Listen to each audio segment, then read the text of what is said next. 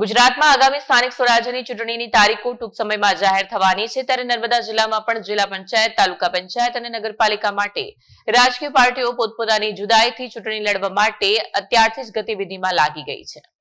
ગુજરાતમાં સ્થાનિક સ્વરાજ્યની ચૂંટણી ટૂંક સમયમાં તારીખો જાહેર થશે, ત્યારે નર્મદા જિલ્લા પંચાયત, તાલુકા પંચાયત અને નગરપાલિકાની ચૂંટણીમાં તમામ પક્ષો પોતાના પક્ષને જીતાડવા માટે અત્યારથી જ ગતિવિધિ તેજ કરી રહ્યા છે, જેમાં નર્મદા જિલ્લામાં પણ જિલ્લા પંચાયત, તાલુકા પંચાયત અને રાજપીપળા નગરપાલિકાની આવનારી ચૂંટણીને લઈ કોંગ્રેસ દ્વારા મીટિંગનું આયોજન રાજપીપળા પાલિકાની ચૂંટણી માટે ઇન્ચાર્જ શેરખાન પઠાણની ઉપસ્થિતિમાં રાજપીપળા સર્કિટ હાઉસ ખાતે કરાયું હતું। આયોજન ચૂંટણી લડવા ઈચ્છુક ઉમેદવારોને ફોર્મ ભરવા જણાવ્યું હતું।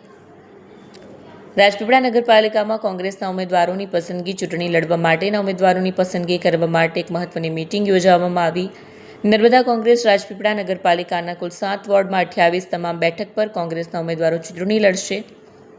આવનાર દિવસોમાં તમામ 28 કોંગ્રેસના ઉમેદવાર ચૂંટણી લડશે અને કોંગ્રેસના તમામ ઉમેદવાર ચૂંટણી જીતશે અને રાજપીપળા નગરપાલિકામાં કોંગ્રેસનું વોર્ડ બનશે તેવો આશાવાદ વ્યક્ત કરાયો છે।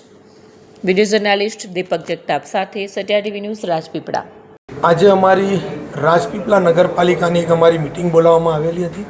તેની અંદર અમારે ઉમેદવારોની પસંદગી કરવા માટે તમામ 7 વોર્ડ છે, 28 ઉમેદવારોની પસંદગી કરવાની છે અને તમામ લોકોને ફોર્મ આપીને જે કોઈ પણ ચૂંટણી લડવા ઈચ્છુક લોકો હોય તે બધાને અમે લોકો આહવાન કરીએ છીએ કે બધા જ લોકો આમાં ફોર્મ ભરશે અને ટિકિટ માંગશે અને પછી હાઈકમાન્ડ સાથે અમે બેસી નક્કી કરીશું કે કોણ ઉમેદવાર ચાલશે અને કોણ ચૂંટણી જીતી શકશે।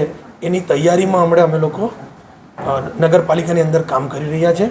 આજે તમામ અમારું સંગઠન ખૂબ સારું છે। રાજપીપળાની અંદર પણ અમારા પ્રમુખ છે, તમામ અમારા હોદ્દેદારો છે, અમારી બધી ટીમ છે। ચોક્કસ અમે લોકો ખૂબ સારું કામ કરીશું। જે ભૂતકાળમાં જે લોકો અમને છોડીને ગયા છે તે બધા જ લોકો અમારી સાથે કામ કરવા માટે તૈયાર છે અને ચોક્કસ આવનારા સમયમાં જેવી ચૂંટણી જાહેર થશે 28 વોર્ડની અંદર કોંગ્રેસના ઉમેદવારો મૂકી અને નર્મદા જિલ્લાના રાજપીપળા નગરપાલિકાની અંદર ચોક્કસ અમારું કોંગ્રેસનું બોર્ડ બનશે।